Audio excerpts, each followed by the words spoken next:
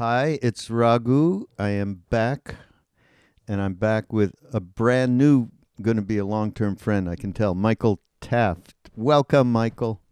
Hey, I feel welcome, Raghu. Thanks for having me on. So, Michael has done some fantastic work around mindfulness, but I would say the real mindfulness. Because mindfulness is bandied about today by everyone's a mindfulness expert today. But it's about true spirituality, not about getting better at being a stockbroker.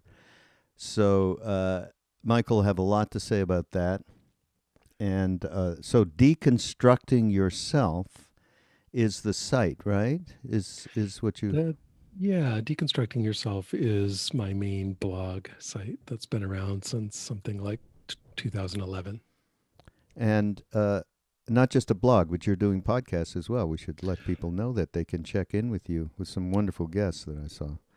Starting about a year ago, I just was having all these really deep, wonderful, and just, I don't know, to me, very fascinating conversations with various teachers on the phone.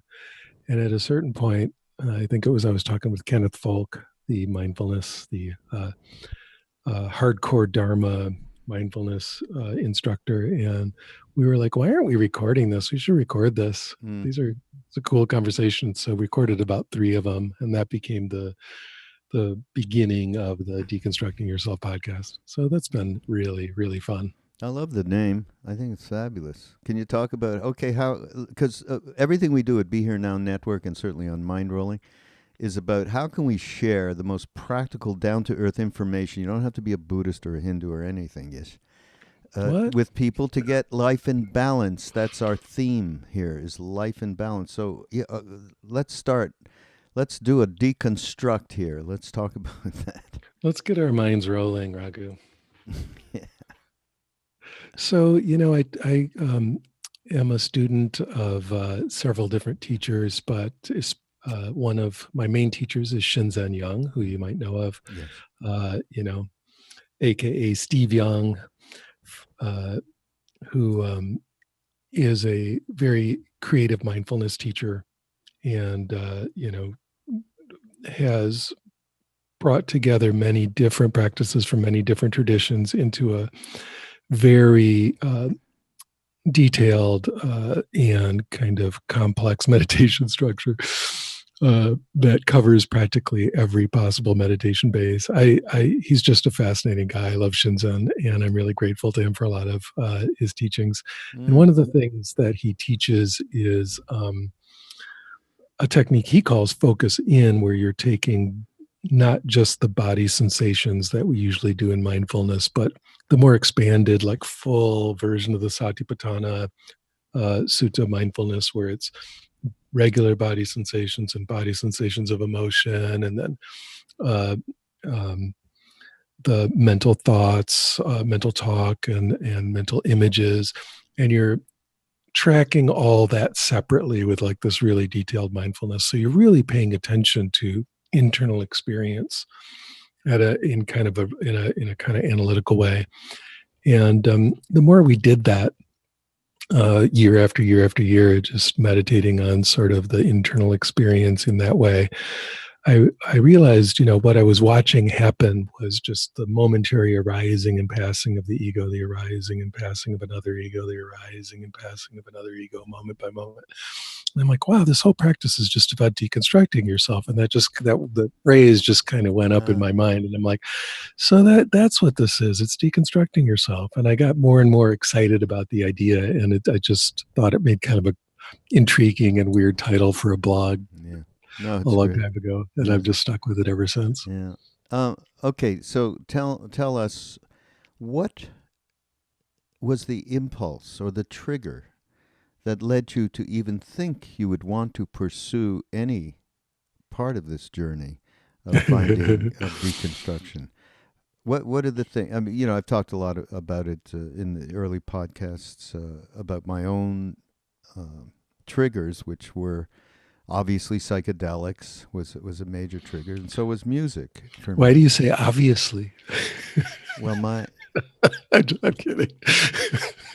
you know what? I'm still, so in my role as director of the Love Serve Remember Foundation, Ram Dass and Neem Karoli Baba, excuse me, in that role, I get mail and I siphon it off to wherever it needs to go just to make sure I'm on top of it, because Ram Dass himself can't be handling that kind of thing at this point. He's not interested. He's interested to get, certain letters that are people really reaching out to him, and I keep him informed. But as a result, happy birthday to Ram Dass. Oh, yeah, it's Ram Dass's birthday today. Yeah, that's auspicious that we're doing this, Michael, on this day. What I'm trying to say is that so many people are still writing in their early 20s or something, next generation. Okay, I took a psychedelic and I found this book, Be Here Now, and suddenly my life has changed, and I'm like, can you help out, flesh this out for me? I can't tell you how much. So wow. That phenomenon of the combo of psychedelics and Be Here Now and college, I found it. A friend of mine, a table in college, that is still going on. It's extraordinary to me.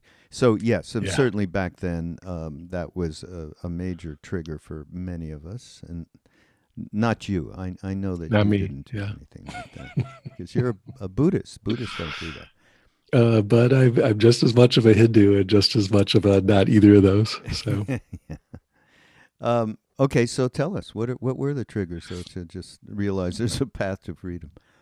The early trigger is, like most people's, just total pain and suffering, which, it's helpful. Yeah. Yeah, which mainly took the form of extreme anxiety. By the time I was in high school, I was just getting those kind of panic attacks where you can't even move. You're just it's really, really unpleasant.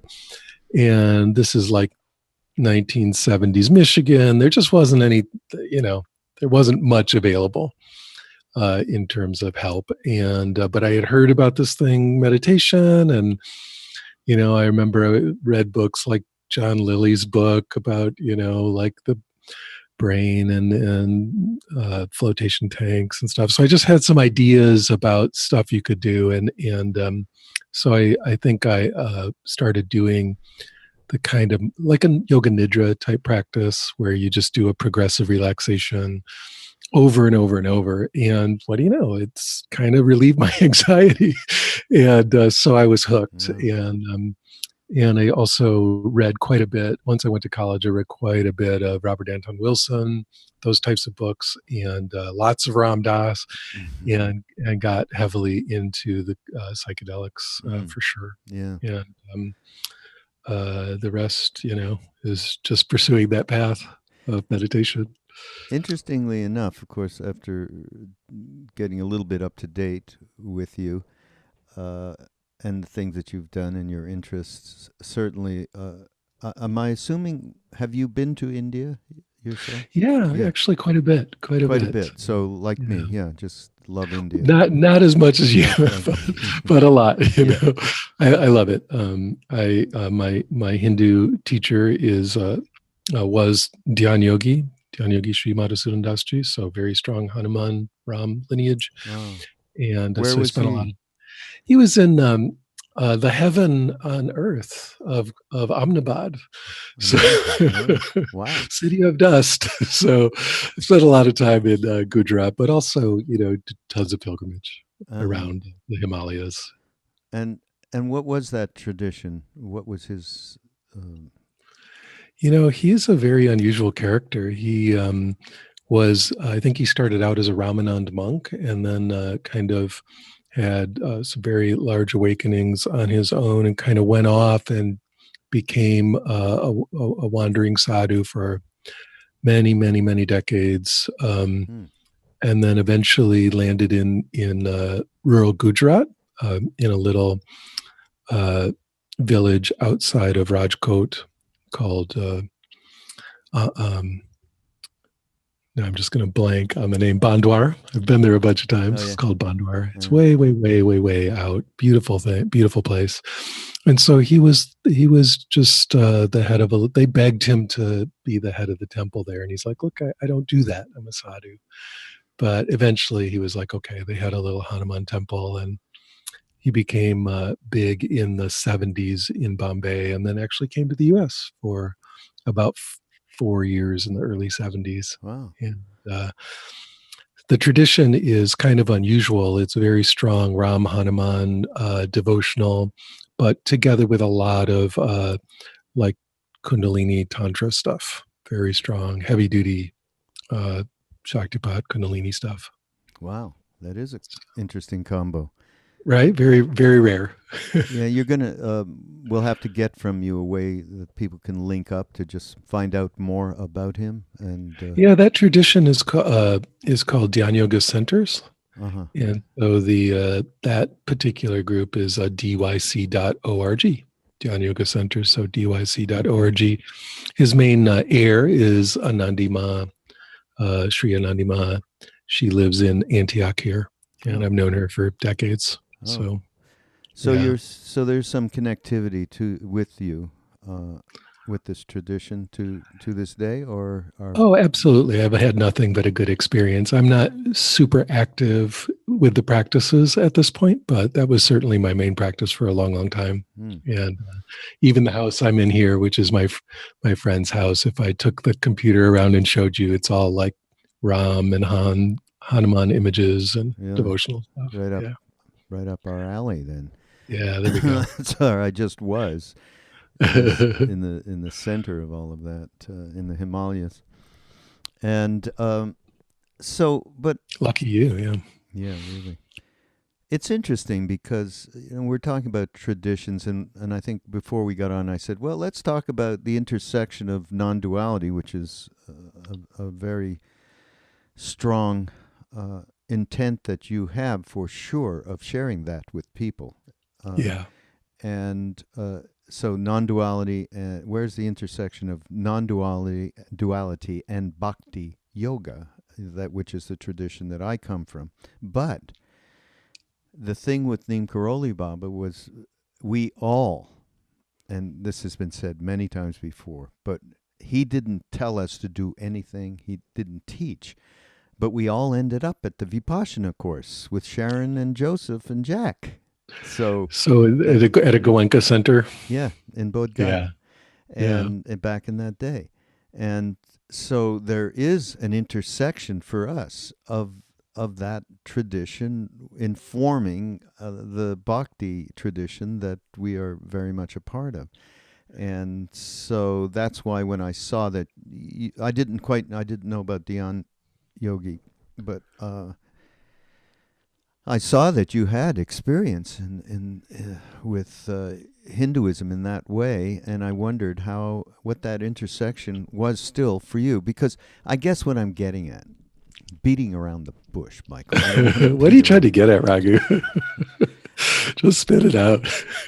That sometimes the non-dual thing I've seen, many people, I feel like there's a real trap there because of the exquisite understanding that people can have through the non-dual lens. And I have something from you called Non-Dual Fundamentalism and Limitless Awakening, in which it's basically a very cautionary thing about just what I'm talking about, right?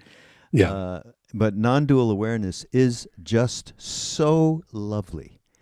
The most beautiful part of the non-dual experiences is how it encompasses all things. As the name itself suggests, there are not two things anywhere, but simply one vast, spacious, capital yes of the universe. Non-duality is the awareness that says yes to all things, says yes even to no thing. It is a direct experience of the already perfect and pureness of the entire universe, because there are not two. It has no opposite, it bears no contradiction, and it has no enemies or problems.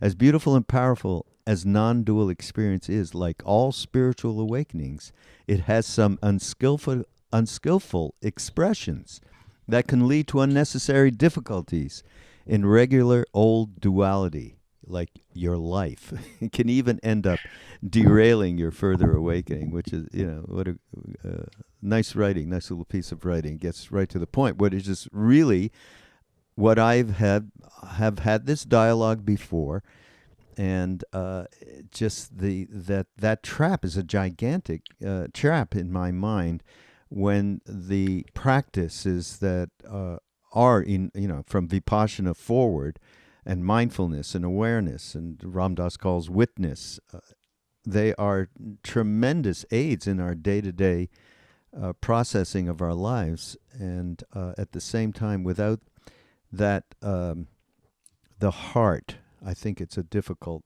thing. So that's where I was beating around the bush about. It's really interesting, Raghu. I'm not dedicated to criticizing any particular practice. That's not what I'm about. I love all the expressions. Everything Bhakti and mindfulness and various tantric practices and non-dualism or non-dual practices and a lot of other stuff. I think it's all wonderful. And because I've worked with so much of it for so long, in just a really practical way, you kind of see each different practice has its own thing it's really good at, right? And each individual kind of style of practice also has its thing where it's really typically going off the rails. You just notice that, geez, a lot of people in that kind of tradition are kind of missing it in this one way, and in this other tradition, they've got that covered, but they're missing it in another way. So I just want to start out there and say, yes. These are all wonderful traditions that I love and respect. I think with non-dualism, simply put, it's just the not only perfection of awareness, but the perfection. It can be the perfection of spiritual bypassing, right? It can just be so easily misused to decide that there's nothing we need to do anywhere because there's no problems, everything's already perfect. Therefore, I don't have to help my neighbor, and I don't even have to, fix my own crappy personality or whatever. It's all already perfect. Or be kind. Just be kind. Be kind, right? It's so true, and that kind of spiritual bypassing, of course, arises in all traditions, not just non-dualism, but for whatever reason, because of the way non-dual practices work, it just really lends itself to that. So you do see a lot of what I would consider to be kind of checked out, dissociative, spiritually bypassing sort of individuals who are, in that tradition. But again, how about an example of a spiritual bypass? Give us an example of a. Oh, it's easy. I don't need. I've had people tell me this a lot. Like, hey, the Trump presidency, which is a catastrophe to the entire world, to all animals, to all beings. I mean, it's a catastrophe, right? But I know I've heard from many people who say something like, hey, I just don't get involved in that. I don't think about it. It's not important. Everything's already perfect and pure. And so I'm just going to sit here and, connect in with the universal Rigpa, or universal consciousness of the moment, and just be peaceful and happy. And to me, that is like the ultimate spiritual bypass. But in a more common way, it can just be, yeah, I'm an asshole to my wife, but that's okay because everything's already perfect and pure. And she just doesn't understand that I'm beyond, doing the dishes or whatever. Yeah. So Again, this can happen with any tradition. It's not just non-dualism, but it tends to be much more pronounced there because it makes it easy to say things like, well, my emotions don't even matter. They're not mine at all. And my feelings don't matter. My thoughts don't matter. People can check out in a pretty extreme way. Yeah. Yeah. No, absolutely. I'll tell you, Ram Dass is funny. Sometimes he'll, like, I'm not sure if you know, but we do hold these retreats in Maui with Ram Dass and Krishnadas Yeah. as a double bill thing. And there's always we have the only friends we have amongst the three of us and the other are Buddhists. We don't have any other friends. And that's just the way it is. And they're great friends. And so they're always out there at the retreat. And we have this wonderful combo, which seems to be part of who we are, And at the same time, Ram Dass will say, he'll talk about the exquisite nature, especially more around Buddhism in general, but I think more around Tibetan Buddhism, where he's had known a lot of lamas and so on. The exquisite nature of the interpretation, shall we say, of reality. It seems to be the most well elucidated and thought out over these, whatever, hundreds of years, 1,000 years, whatever. And he says that is such a trap for people to get caught in knowing in any way whatsoever, feeling like there's a knowing going on related to this cosmology that is just incredible. I even find myself at times I'll read something. My favorite teacher is one of them is Dilgo Khyentse Rinpoche. I'm sure you know who he is. And I'll get caught up in a way because he's incredible. The 3 or 4 lines can just give you such a feeling of grasping. I don't mean grasping that way. I mean of understanding or grokking something very deep and so on. And so, Ram Dass talks a lot about that trap, which is, to me, beyond spiritual bypass. Well, and this isn't just Buddhism. They don't even use the word non-dualism in Buddhist scriptures. Yeah. There's really only one that ever even uses the term. In Buddhism, it would be called emptiness. But the Advaita word, non-dual, Advaita is Advaita Vedanta, so it is Hindu, right? And it's of course it's Hindu reformulation of Buddhist philosophy. It doesn't surprise me that you guys have all your Buddhist friends. I mean, Hinduism and Buddhism were buddies in India for a couple thousand years, right? You go to Ellora, right there in Maharashtra, and you've got all those Buddhist and Hindu and Jain tantric caves all together. They were all practicing together. Right. Well, let's talk. But there are a bunch of obvious intersecting things between the two, and in this blog that you wrote, just that that the reality, there are not two things but simply one. When we got to India, in the first days with Neem Karoli Baba, he immediately went sub-ek. Just one. Only one. There's only one. Every day there's only one. So, it's an actually on the in the old days when we were there, when you went through the gate of the ashram, written on top was, this is the non-dual Hanuman temple of Neem Karoli Baba. Wow. Which one was that? Which temple? Khyentse. Oh, in Khyentse. I don't know if you made it. I've been to the Neem Karoli Baba temple in Hardwar, and also I think there's one in Vrindavan too. Yeah, Rishikesh. Rishikesh. Yeah. And I think Shri Ma was there. It was great. I had a nice time. Oh, you actually had her darshan then, huh? Mm. Oh, lovely. Yeah, she just left us a couple of months ago.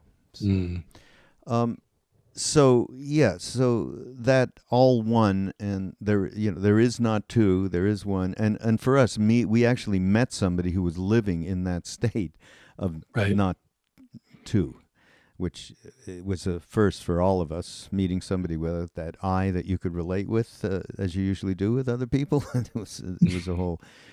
Anyhow, there. So what to say? All to say is, what, just share with us, from this tradition and from what you teach and share with people.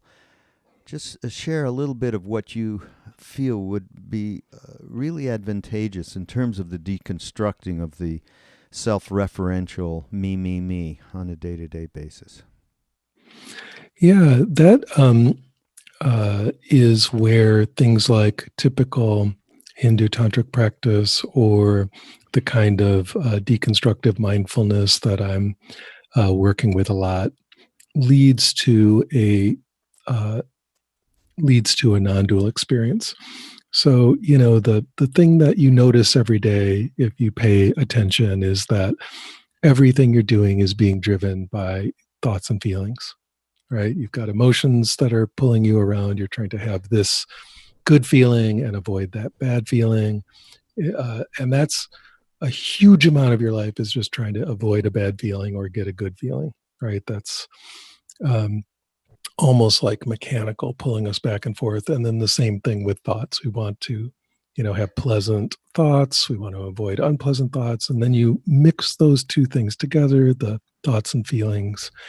And if you look carefully, that's what most people call me, right? That's our sense of self, is this kind of bundle of thoughts and feelings that's sort of trying to avoid certain things and trying to get other certain things.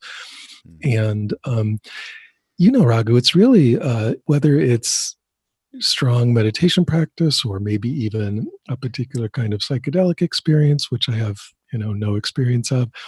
You can notice very clearly without even that much training. You can begin to notice, wow, those thoughts and feelings are just kind of there. They're just sort of happening.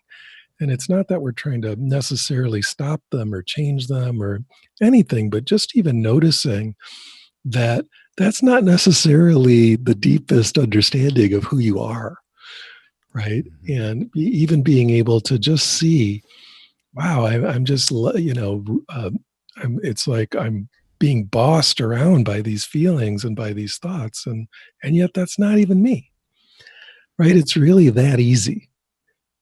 Even if that realization takes a while to notice, it's right there, right? It's right there. And just beyond that is the beginning of noticing that egoic sense of self arising and passing. It's constantly changing. It's moving. It's not it's not an abiding, witness. It's not awareness.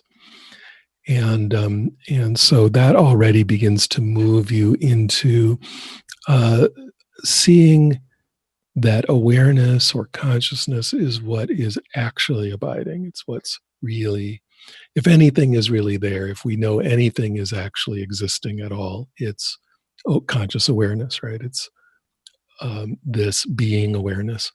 So to me, I always feel like there's thousands of techniques, and yet the thing they're trying to point out is really kind of simple, And once you make that move into just vast, spacious awareness or loving awareness, it definitely has a love component. Um, what I think is really fascinating is some traditions make that atheistic and kind of like just rational, and that would be let's say more the Buddhist direction. But there's also completely rich, deep traditions of theistic non-dualism, which would be like Shankaracharya or something. Hindu non-dualism is theistic. The one consciousness is God. So it almost leaves out the God or not God question. It just goes straight to the awareness. So that's, I don't know. To me, it's so beautiful, and it's right there. Oh, is that your dog that I heard about in the podcast I was listening to? Yeah. Well, at least they're not barking. Okay. Are They're just you coming going to up to me. show him on the screen there? No, I can't. Okay. I will after. I was Uh, listening to your podcast yeah. with Tammy about the Dharma of dogs, and I was like, Oh, oh, with that's Tammy. right. Oh God, that was so great. I love that. I didn't even know she was that much of a dog person. So we had a Oh, great time. oh my God. Yeah, it doesn't get doggier than Yeah, Tammy's world. Yeah. that's it. Anyhow, I love what this referential point change really is what we're talking about. And Ramdas, Yes. his thing is moving away from this thought, emotion, ego role, referential me, into heart center, whatever you want to call it, soul, spiritual heart, uh, Yeah. and just moving your perspective is, to me, is absolutely the first thing that everybody who goes, okay, I'm so fucked up.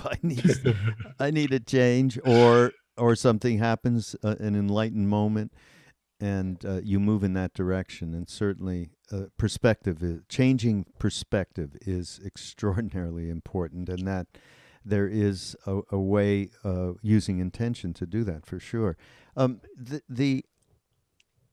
There's a few different things I'd like to bring up that I just saw you either blogging about or on a podcast. One of them is, you talk about accepting, accepting, which is an important word, and changing how you're feeling, because we Yeah. all go through on a day-to-day basis. There's many shifts based on incoming phenomena that we eat up and moves us into another place. Talk about that, because that's if people certainly would, it would be very useful for people to be able to find a way to change that habitual Well, pattern. well, Raghu, there's this interesting tension in life and in the various spiritual traditions between accepting things just as they are and changing things or transforming things for the better. And I think it's easy for people to get stuck in one or the other of those directions. In fact, when I was describing spiritual bypassing, in a way, that's getting too stuck on leaving everything the way it is, right? It's all already perfect. I'm just going to accept it.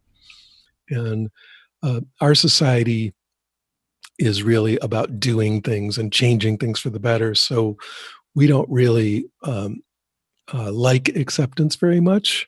And so we don't practice it very often. You get over to Asian tradition in Asia, there's a lot more acceptance of just how difficult things can be. And we don't really do that so much. Say And the so, very least. yeah. And so one of the first things in for most people anyway in Western culture is learning that surrender and acceptance and just letting some things be. There's some things that can't be. I mean, just it's so obvious, right? That I feel ridiculous having to say it, and yet I teach enough to know I have to say it, which is there's a lot of stuff that just can't be changed. The past can't be changed, the weather can't be changed, the thing you did last week can't be changed, you know, and yet we are spending a tremendous amount of time all knotted up about that.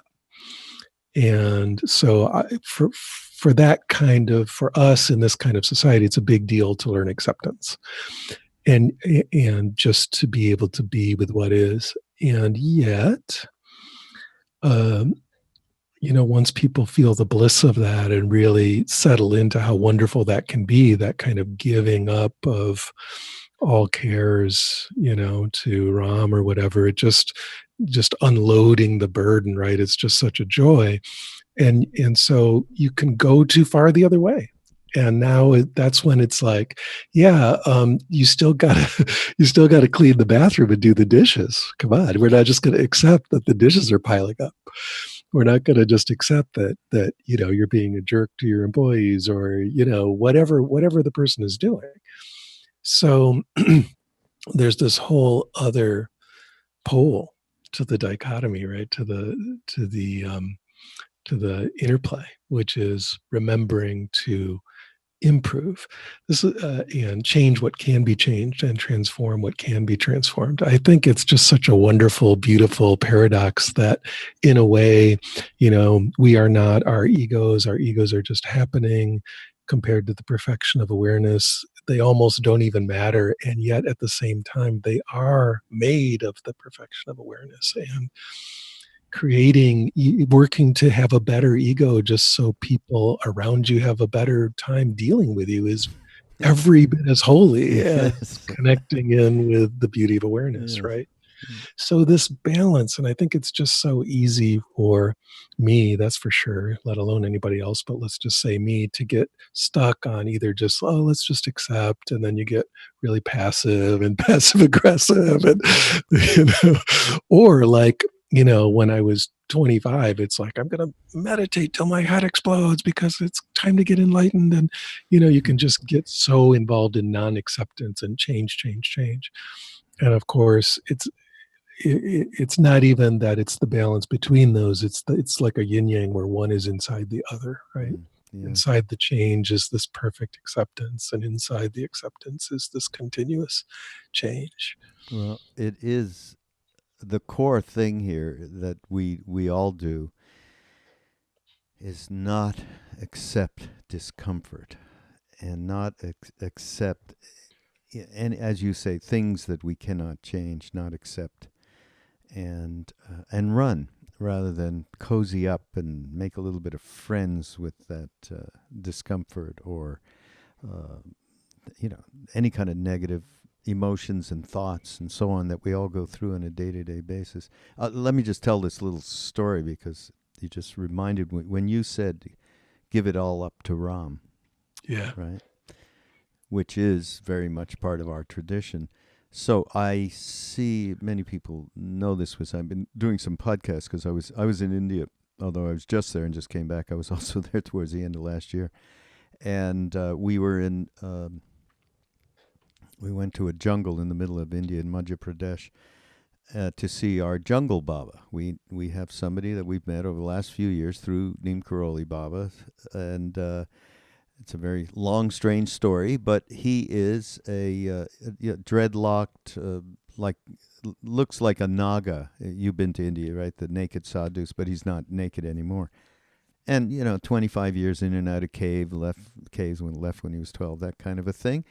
And he's totally Ram. It's just Ram. It's all Ram. So one time I said to him, and this is in relation, I hope it can help a little bit because it helped me in relation to running from discomfort or fear, whatever it may be. And I said, you went out, you were a kid, and you went into a cave in the jungle and wild animals and no surety of getting food and no... forget about comfort, And I said, so what about fear? You mean to tell me? And he said, in the very beginning, there was fear, but like very beginning, like when he was first there, days until, and folks out there, this doesn't just happen. This is somebody who's obviously done a million lifetimes of this kind of work to get to be a free being, which he seems to be. And he said, but then I realized the wild animals are Ram. The cold is Ram. The fear is Ram. It's all Ram. I realized there's only one thing going on. He didn't say it quite like that. Just Ram. There's only one thing going on. And once you feel that trust, and this is my words, you get a little bit, because that's what happened with me in the moment. I was sincere in asking about this, and then suddenly a little bit more of trust in that deepest part of ourselves that knows that, which is what you're talking about as far as I'm concerned when we talk about awareness and the pure... I mean, that's why I love this blog, it's so lovely. Non-dual awareness is so lovely. And when I'll say Ram is so lovely, and I don't think there's any difference between the two. Yeah, like I said, theistic version of non-dualism is wonderful. I was talking to a friend of mine, Kelly Boys, who's a non-dual teacher who is also a Christian, and she was just talking about, the field of awareness and being held by that in the form of Jesus. And I was like, wow, I just don't, that's not me. I don't go there, but I could feel it. Yeah. I hear Yeah, what you say. exactly.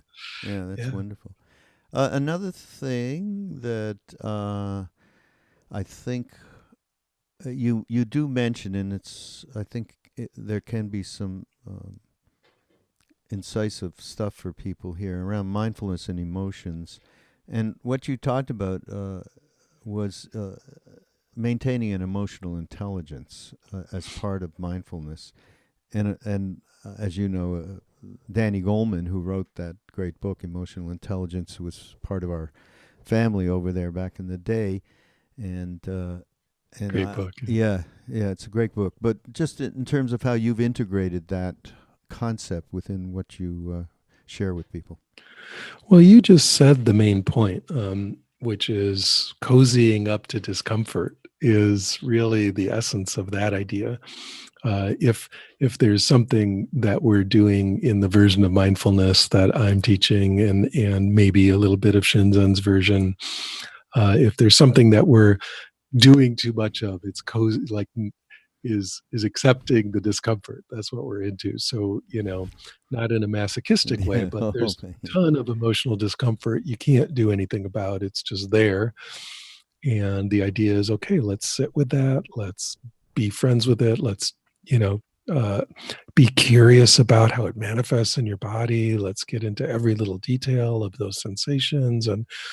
And as you do that, of course, Raghu, that it starts to transform. It turns into something else, even if it's not that it becomes joy or whatever.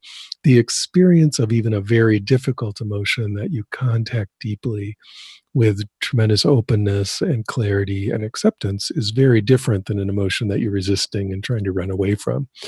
And so integrating emotions into practice is, for me, that's the life changer. As I work with students, when they can start to get it, it's a moment in practice, right? When they start to get it, like, oh, my whole life doesn't have to be about running away from a bad feeling. I can sit with that, and it's actually not even that bad.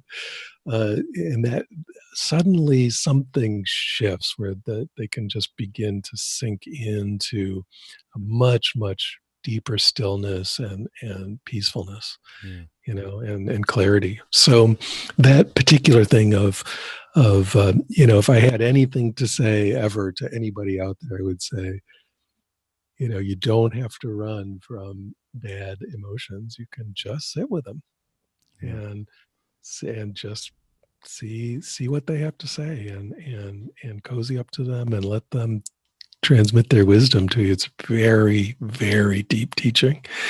And then, my friend Rick Hansen will come in and say, no, you got to transform them into good emotions. And he's right? You could take it too far.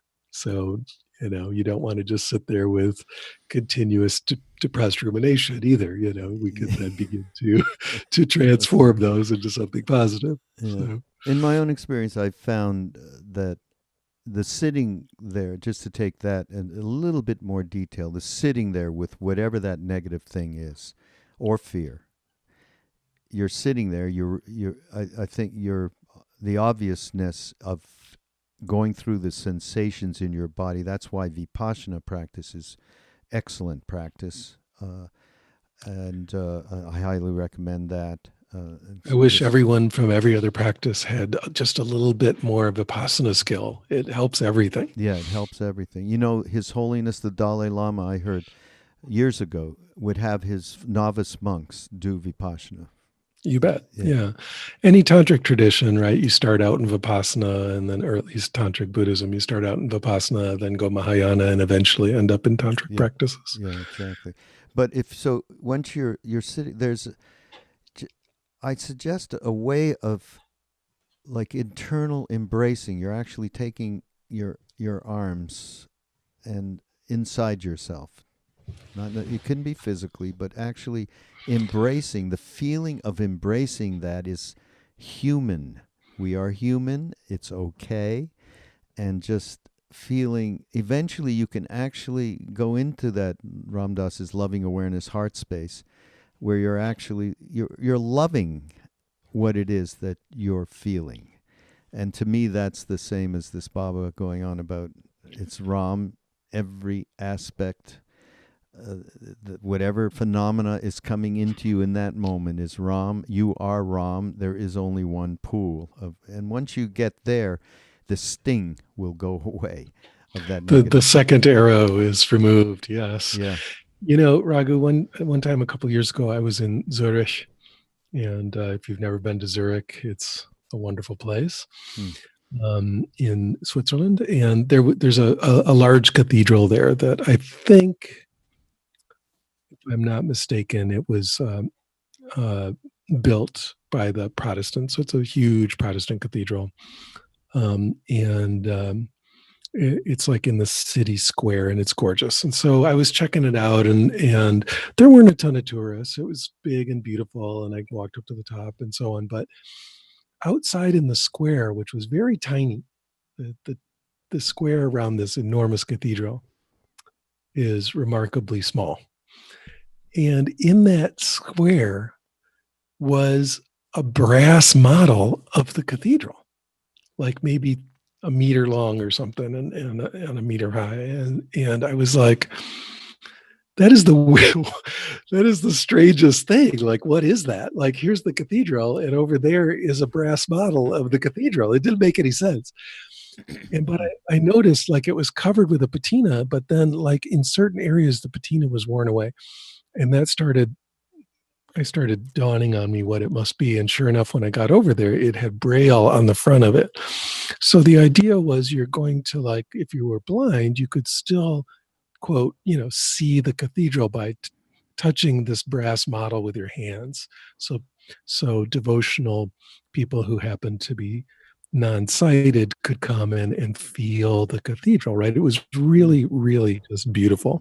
But to me, that's vipassana of emotions. You are yes, hugging them, and yes, loving them, and even more, you're trying to do that thing of almost like, if you imagine that blind person touching that model, getting into every little tiny nook and cranny and detail and feeling it with both hands, so that you're getting this really high resolution, really subtle, curious, almost like aesthetic appreciation for the feel of the emotion. Visceral, but also like tactile, right? Yeah. You feel it with your body. I always say to people, you want to feel the feeling of the feeling.